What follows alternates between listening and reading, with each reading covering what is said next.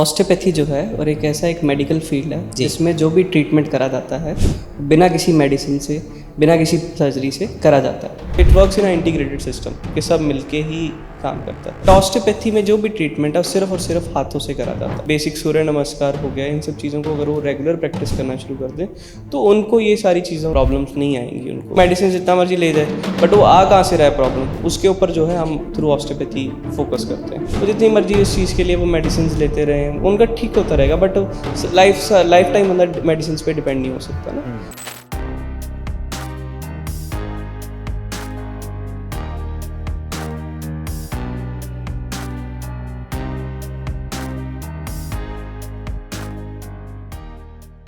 तो रोहित जी, बहुत बहुत स्वागत पहले तो। नमस्कार, जय गुरुदेव। जी। तो आज ऑस्टियोपैथी के बारे में जब हम बात कर रहे हैं तो क्योंकि भारत में बहुत सारे लोग जानते नहीं और प्रचलित भी नहीं है, तो पहले तो ये बताएं कि ऑस्टियोपैथी है क्या ये?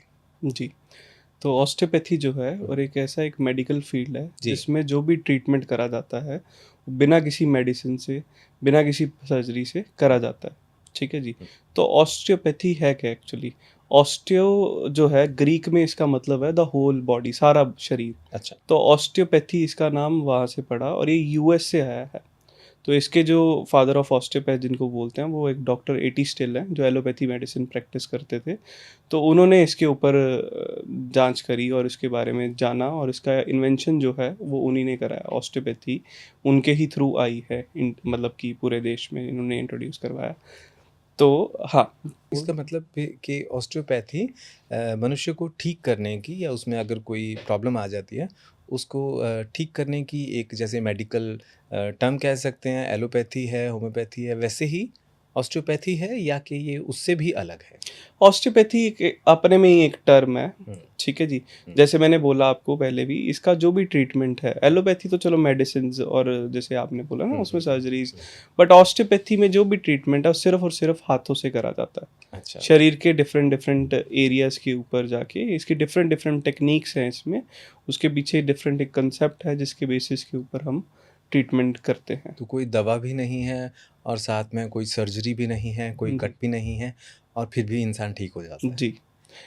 जी। तो एक्चुअली क्या है, ऑस्टियोपैथी में ये कहा जाता है कि जी बॉडी की खुद से ही अपने को हील करने की क्षमता रहती हुँ, है। हुँ, हुँ। तो जो कि हम आजकल उसके ऊपर, आज के टाइम पे तो जनरली लोगों का ध्यान ही नहीं है उस चीज़ के हुँ, ऊपर। हुँ, हमारी बॉडी में एक्चुअली जो हेल्थ है वो हमारी बॉडी के अंदर खुद ही प्रिवेल कर रही है। हुँ, हम उसको फाइंड आउट करेंगे तो अपने आप बॉडी हेल्दी रहेगी। हुँ। ठीक है जी।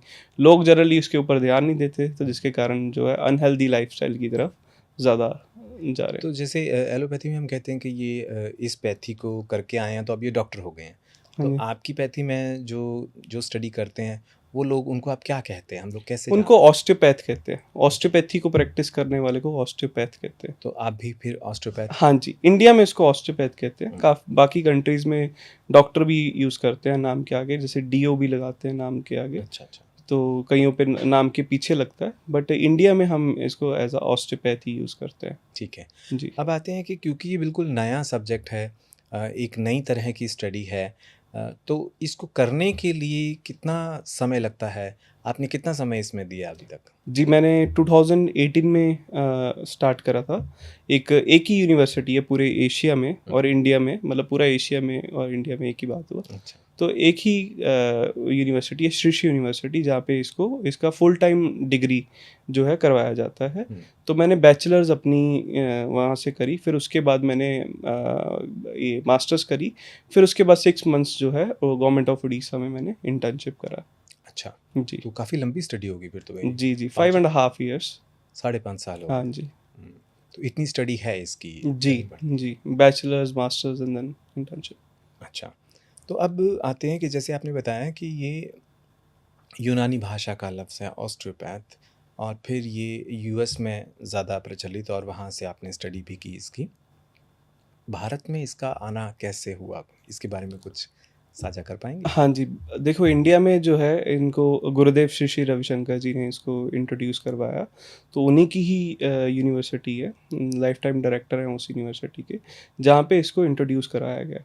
कितने तो समय से भारत में ये चल रहा है? ये 2015 में एक्चुअली स्टार्ट हुआ था एज़ एमएससी। अच्छा वहाँ जी। पे पहले एमएससी ही करवाई जाती थी। हुँ, फिर इसके बाद फुल टाइम जो कि एमएससी में ऐसा होता था, कोई भी एमबीबीएस प्रैक्टिशनर हो गया, कोई आयुर्वेदिक मेडिसिन हो गया, फिज़ियोथेरेपिस्ट, डेंटिस्ट, वो लोग कर सकते हैं जाके मास्टर्स। हुँ, देन उसके बाद फुल टाइम स्टार्ट हुआ जो कि 2018 में स्टार्ट हुआ as a bachelors in osteopathy. हुँ, उसके बाद फिर आगे और उसके बाद आगे स्टडीज़ हैं, जैसे मास्टर्स ही उसी में आगे हुँ। इंटीग्रेटेड मास्टर्स हो गया, ठीक है। देन इंटर्नशिप भी जो है 2018 के बैचेस के बाद जाके स्टार्ट हुआ, जो कि गवर्नमेंट में स्टार्ट हुआ। तो इससे तो मैं अंदाज़ा लगा पाता हूँ कि फिर तो हिंदुस्तान में और पूरे एशिया में भी बहुत कम ऑस्टियोपैथ रहे होंगे अभी भी? जी, कम है? जी। अभी इंडिया में करंटली जो कि प्रैक्टिस कर रहे होंगे, जो कि वहाँ से पढ़े हैं, तो नियर अबाउट 60-65 के आसपास ऑस्टियोपैथ्स होंगे अभी भारत इंडिया में। में। जी, हुँ।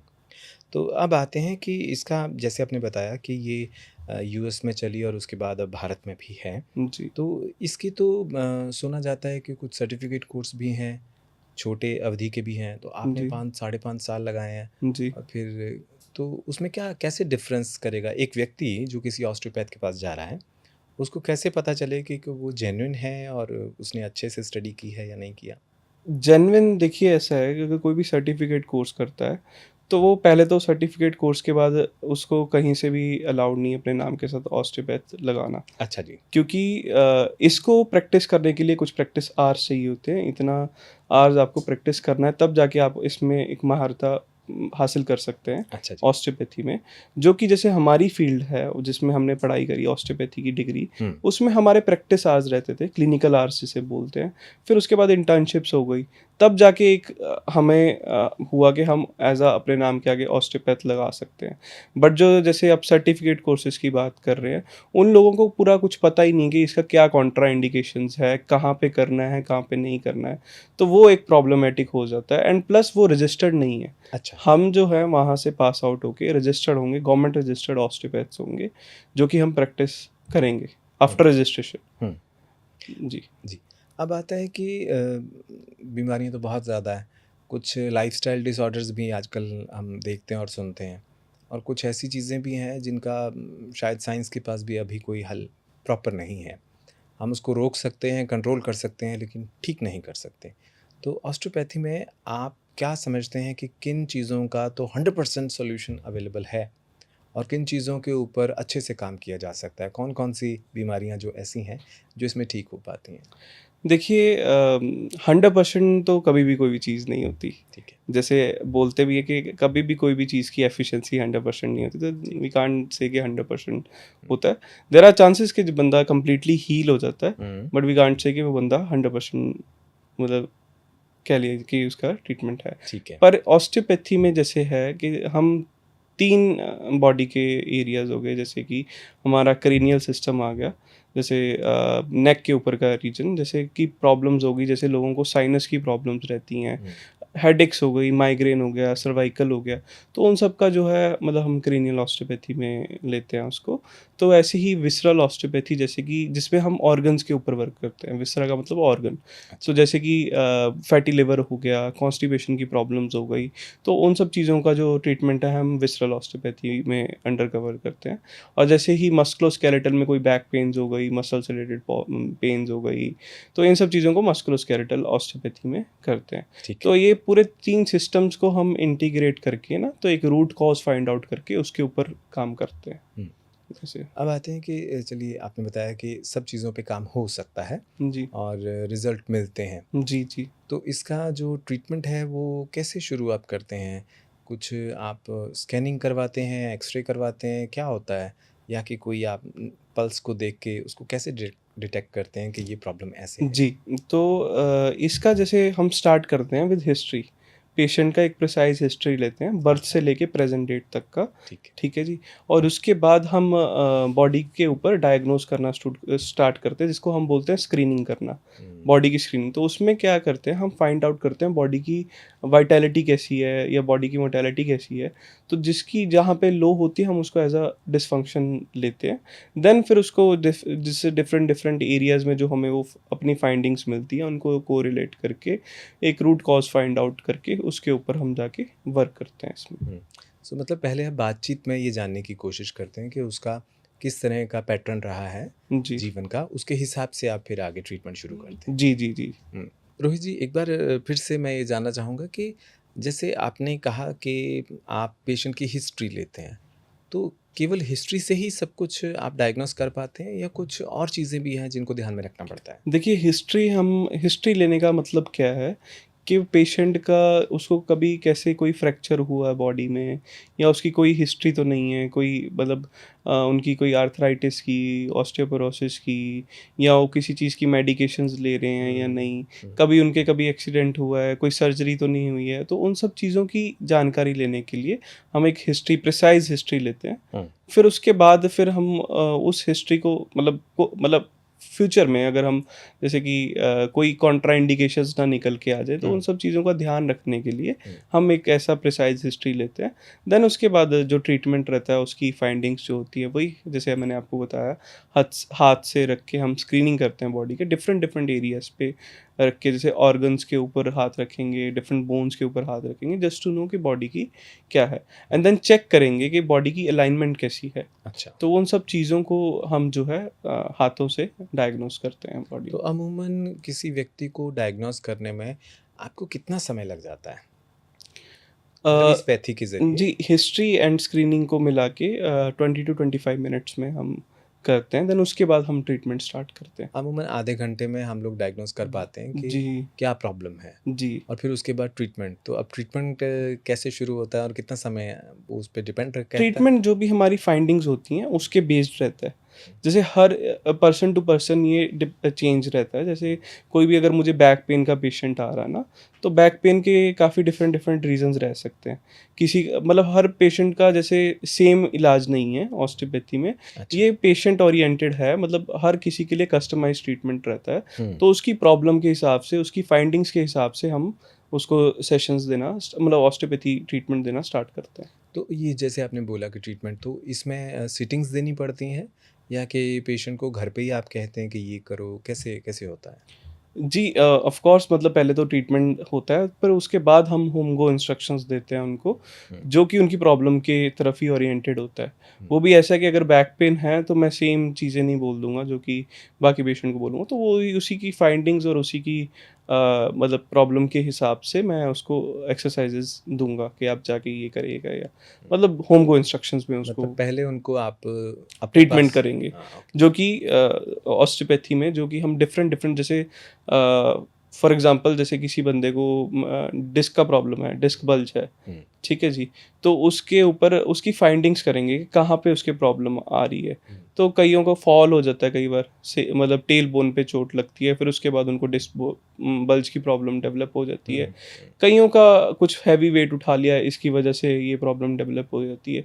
तो ये सारा हम हिस्ट्री में कवर करेंगे कि भाई किस कारण उसको ये स्टार्ट हुआ है। अच्छा। अगर तो फॉल की वजह से हुआ जिसका डायरेक्ट इम्पैक्ट जो है उसकी टेल बोन पे रहा है या सेक्रम पे रहा है। सेक्रम मतलब जो हमारा सबसे नीचे वाला जो बोन रहता है, हुँ। तो उसके ऊपर हम वर्क करेंगे, उसको थोड़ा मैनिपुलेट करेंगे, और उसके वर्टिब्रास मतलब जो कि मणके हम कहते हैं, उसके ऊपर वर्क करने के बाद उसके बेसिस के ऊपर ट्रीटमेंट जो है होगा। हुँ। अच्छा, अब आते हैं कि भारत में ना हम सब लोग जानते हैं, हम लोग बहुत ज़्यादा उसमें चिंतित रहते हैं कि यार खर्चा कौन करेगा? कितना खर्चा हो जाएगा? तो क्या ये भी एक बहुत कॉस्टली पैथी है या कि कैसे है? आप कैसे देखते हैं इसको? जी, ये डिपेंड करता है, सिटी टू सिटी वैरी करता है। अच्छा जी। तो इसकी फ़ीस वैसे ऑस्टियोपैथी की जो है पर सिटिंग के हिसाब से हुँ। 2000 से इसका स्टार्ट हो जाता है अच्छा। सिटिंग्स का चार्ज। हुँ। जिसका ट्रीटमेंट जो रहता है 1 to 1 and a half hour का रहता है। हुँ। तो we give complete time to a patient, उसके उसके बीच में उसका डायग्नोसिस, उसका history, then home go instructions, treatment सब उसी में कवर होता है। हुँ। अच्छा, इसमें कुछ ऐसा भी है कि जैसे आप कहते हो कि अगर आप कुछ दवाई ले रहे हैं तो वो ना लें साथ में, या ये चीज़ ज़रूर लें, या पानी ज़्यादा पिएँ, ऐसी चीज़ें भी रहती हैं? आप इंस्ट्रक्शंस में ऐसा रखते हैं जी। कि अगर कोई उसका एलोपैथी ट्रीटमेंट चल रहा है हाँ और जी। वो आपकी पद्धति से बहुत ज़्यादा वाकिफ़ नहीं है, तो आप क्या बोलेंगे उसको कि आप वो छोड़ दें ट्रीटमेंट और हमारा शुरू कर दें टोटली, या कि वो भी चलता रहे? और नहीं, ऐसा मैं किसी को सजेस्ट नहीं करता कि अगर वो कोई मेडिसिन्स ले रहा है वो बंद कर दे। मैं उनको एक ये देखो, ऑस्टियोपैथी जो है इट्स अ इंटीग्रेटेड सिस्टम, तो ये कॉम्प्लीमेंट ही करता है उसको। अच्छा। मतलब अगर उसको ये मेडिसिन्स ले रहा है तो ये उसको फ़ायदा ही देगा ये ट्रीटमेंट, हुँ, उसको कोई साइड इफ़ेक्ट नहीं होगा इस हुँ, चीज़ का। हुँ। तो मैं जो भी है, आई डोंट सजेस्ट पीपल कि आप कोई मेडिसिन्स ना लो। यानी आप ले सकते हैं वो हाँ, मेडिसिन ले भी और सकते साथ में हैं, ये ट्रीटमेंट भी। साथ में ये कॉम्प्लीमेंट ही करेगा। ओके। तो it works in a integrated system कि सब मिलके ही काम करता है। एक इसमें जैसे आजकल का बहुत फास्ट फॉरवर्ड हो चुकी है दुनिया, तो जिन माँओं को सिज़ेरियन बच्चे होते हैं जी। और बाद में उनको प्रॉब्लम्स रहती हैं, तो उसमें भी आप इसमें हेल्प कर सकते हैं? जी, जैसे कि जो लेडीज़ जो सी सेक्शन के गो थ्रू होती हैं, उनका एक्चुअली क्या है, मतलब उनका स्कार रहता है। स्कार बहुत बड़ा स्कार लगता है। तो उसको रिलीज़ उ उसके कारण ही ना बहुत सारी टेंशन्स क्रिएट हो जाती हैं, अच्छा। जो कि एज़ अ मतलब बैक पेन डेवलप हो जाएगी, बैक पेन होगा, या फिर लेटर ऑन उनको कुछ ना कुछ लेग्स की पेन, और ज़्यादा ऐसे आगे जाके प्रॉब्लम्स आ सकती हैं। हुँ, तो जो कि प्रॉब्लम एक्चुअली अराइज़ होती है उनके वो स्कार की वजह से, जहाँ की वो टेंशन्स, तो उनको स्कार टिश्यू जो होता है उनका, उसको रिलीज़ करते हैं हम ऑस्टियोपैथी में, हुँ। तो उनको ये प्रॉब्लम्स नहीं आती। यानी उसका हल भी इसके में जी, जी, आपके जी। पास है। और एक जो बहुत बड़ी समस्या समाज में नज़र आती है, वो 40 प्लस के बाद, या उसके अब तो उससे पहले ही शुरू हो चुका है, कि कॉन्स्टिपेशन और पेट साफ़ ना होना। जी। तो उसमें भी आप ट्रीटमेंट देते हैं और उसी से बहुत सारी चीज़ें जुड़ी रहती हैं आगे। जी, जी। देखिए, कॉन्स्टिपेशन देखो ऐसा है कि मतलब हर बंदे का कोई ना कोई डिफरेंट रीज़न है कॉन्स्टिपेशन के चलते। जैसे आपने कॉन्स्टिपेशन ही पूछा तो उसके ऊपर मैं बताऊँगा। तो कइयों को लाइफ़स्टाइल की वज़ह से हो रहा है, या उनके पोस्चर अच्छा नहीं है बैठने का। कइयों को इमोशंस की वज़ह से हो रहा है, ठीक है जी। तो उन चीज़ मतलब वही, मतलब डायग्नोज़ जब होगा पेशेंट का कि उसका रीज़न क्या है, उसके बेसिस के ऊपर वर्क करेंगे। हुँ, तो वैसे बंदा जितना मर्ज़ी दवाई ले जाए, उसका उसका सिम्पटम्स देखो ट्रीट होगा। कॉन्स्टिपेशन में क्या, उसका पेट साफ़ नहीं हो रहा, हुँ, हुँ, तो वो मेडिसिन जितना मर्ज़ी ले जाए, हुँ, बट वो आ कहाँ से रहा है प्रॉब्लम, उसके ऊपर जो है हम थ्रू ऑस्टियोपैथी फ़ोकस करते हैं कि उसका रूट कॉज़ कहाँ है। हुँ। तो उसके ऊपर वर्क करेंगे तो मतलब जड़ से ही जब प्रॉब्लम खत्म हो जाएगी तो नहीं होगा आप मतलब। इतने समय से प्रैक्टिस कर रहे हैं, कुछ कोई 1-2 केस हमारे साथ अगर आप डिस्कस कर पाएँ कि ये प्रॉब्लम थी और आपने जब ट्रीटमेंट किया उसके बाद वो कैसे ठीक हुआ? क्या फ़र्क पड़ा? जी, तो 2 केसेज़ हैं, मतलब I would like to discuss अभी। जैसे एक केस था, जैसे किसी बंदे को कॉन्स्टिपेशन का प्रॉब्लम था। हुँ, तो उनको मेडिसिन्स ले रहे थे वो बहुत ज़्यादा कि मैं लेता हूँ, मेरा मुझे रेगुलर लेना पड़ता है ये सारा हुँ, मेडिसिन्स, हुँ। तो मेरा नहीं पेट साफ़ हो रहा। तो उनका एक्चुअली रीज़न क्या था, he had a emotional trauma history. अच्छा। तो जिसके कारण हमारे यहाँ पे एक मसल रहता है जिसको बोलते हैं डायफ्राम मसल, तो एक डोम शेप रहता है, ठीक है जी। तो वो क्या करता है, ब्रीदिंग के साथ-साथ वो ऊपर-नीचे मूव करता है, जो कि हमारी जो इंटेस्टाइन्स रहती हैं जिनको हम आंतड़ियाँ बोलते हैं, तो उनको ना उनकी एक मूवमेंट होती है जिसके कारण हमारी जो है फीकल मैटर अच्छे से फ्लो करे। वो जो डायफ्राम है वो उसको हेल्प आउट करता है उस मूवमेंट्स के लिए। हुँ, तो एक्चुअली उनकी प्रॉब्लम जो थी वो उनके डायफ्राम में प्रॉब्लम थी। अच्छा। तो जो कि व्हिच वाज़ स्टक, तो उसको हमने थ्रू ऑस्टियोपैथी कुछ टेक्निक्स रहती हैं जिसके कारण जिससे उसको रिलीज़ कर सकते हैं। जब हमने उसको रिलीज़ करा उसके बाद उनका जो प्रॉब्लम था ऑटोमैटिकली ठीक हो गया। कितने समय में ठीक हो गया? उनका विदिन 1 सेशन उनको ये चीज़ अच्छा, से नोटिसेबल चेंजेस फ़ील हो गए थे। तो अच्छा। उसके बाद वो दोबारा उनको कभी सेशन लेने की ज़रूरत नहीं पड़ी। चलिए, एक तो ये कॉन्स्टिपेशन का हाँ आपने जी। केस बताया। सेकंड एक पेशेंट थे जिनको डिस्क बल्ज की प्रॉब्लम थी। मतलब 6-7 मंथ से उनको ये प्रॉब्लम चल रही थी। तो वो वर्स होती जा रही थी कंडीशंस, जैसे कि उनको चलना-फिरना, पहले, उठना-बैठना सब हाँ, कुछ। तो उनको उनके अंदर एक फ़ियर डेवलप हो गया था कि मैं चल नहीं पाऊँगा। तो और उनको जैसे यूरिनेशन का भी सेंसेशन नहीं रहता था कि अच्छा। वो उनको आ रहा है, या उनकी लातें जो है सुन्न पड़ती रहती थी। तो उनका जो ट्रीटमेंट था एक्चुअली, उनकी बहुत पहले एक गिर गए थे वो खेलते-खेलते, तो उनका टेल बोन के ऊपर जो है फॉल हुआ था। अच्छा। तो उसकी वजह से उनका ये डिस्क बल्ज डेवलप हो गया, ठीक है? तो जिसके कारण पूरा स्पाइन का जो बनावट होता है वो उसको इफ़ेक्ट हुआ, तो जिसके कारण जो है डिस्क बल्ज होना शुरू हो गया। तो जो उनकी प्रॉब्लम थी वो सेक्रम में थी, उनके टेल बोन में, ठीक है जी?